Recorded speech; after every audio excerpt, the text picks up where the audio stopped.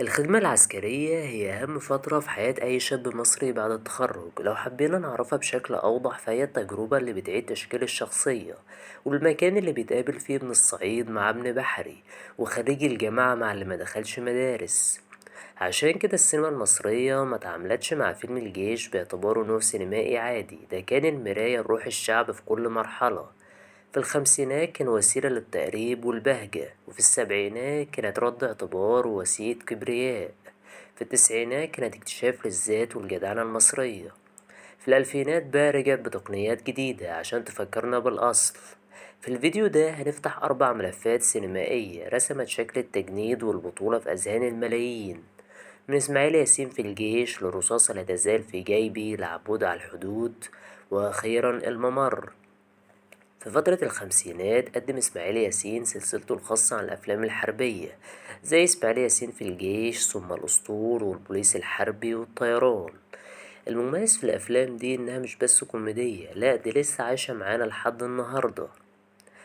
أنا شايف إن إسماعيل ياسين أفضل فيلم له في السلسلة دي طبعا هو إسماعيل ياسين في الجيش.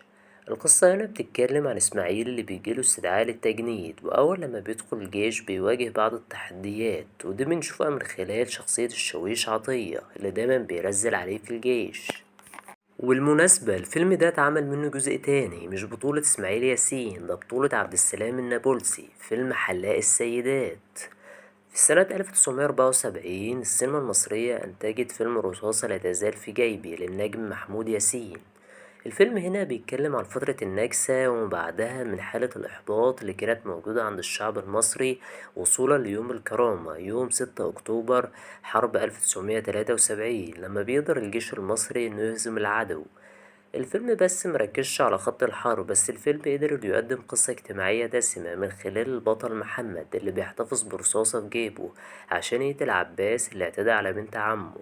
عباس هنا مش مجرد شخص بس، ده رمز لكل شخص غير سوي كان عايش في فترة ما بعد النكسة.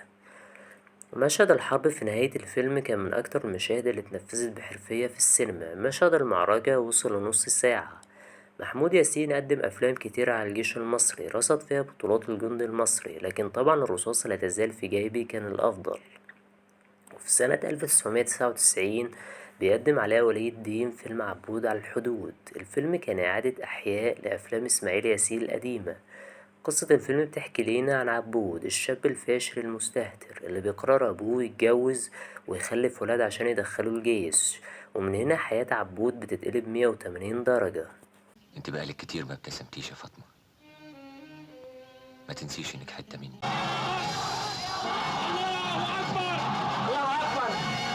وما ينامش جنبك انت ليه يا بابا؟ انتوا من دور بعض. ما بقدرش استحمل شخيره يا عبود. ايه يا الفيلم شهد ظهور مميز لكريم عبد العزيز وأحمد حلمي اللي كانوا لسه في بداية مشوارهم الفني. كمان شفنا دويتو رائع بين حسن حسني وعلاء ولي الدين، بحس بكيميا وتناغم عاليين جدا ما بينهم في الفيلم ده. على مستوى الكوميديا الفيلم كان رائع، إفيهات علاء ولي الدين ما فشلتش إنها تضحكني طول الفيلم. نهاية الفيلم كانت مفتوحة، وكان من المقرر إن يكون في جزء تاني من عبود لكن ده محصلش. وواضح كده إن علاء ولي الدين كان عايز يعمل سلسلة أفلام عن الجند المصري شبيهة بسلسلة إسماعيل ياسين اللي قدمها في الخمسينات. في سنة 2019 قدمت السينما المصرية آخر أفلامها عن الجيش، فيلم الممر. قصة الفيلم بتحكي لنا قوات الصاعقة المصرية وبداية حرب الاستنزاف. في الفيلم ده شاهدنا أداء تمثيل رائع جدا لأحمد فلوكس وإياد نصار، اللي عرف يحسسك فعلا إنه من اللي ما يتسموش. إياد نصار أكيد اتفرج على محي إسماعيل في فيلم رصاصة لا تزال في جيبي. الممر قدر إنه يحقق نجاح كبير في دور العرض السينمائي، وقدر يحقق إيرادات عالية. ولو وصلت لحد هنا قولي ايه رأيك، ايه اكتر فيلم بتحبه من الافلام دي، وشايف مين افضل فيلم اتكلم عن الجند المصري والجيش. ياريت بقى ما تنسانيش بلايك واشتراك في القناة، وياريت كمان تفعل زر الاشعارات عشان يوصلك كل جديد.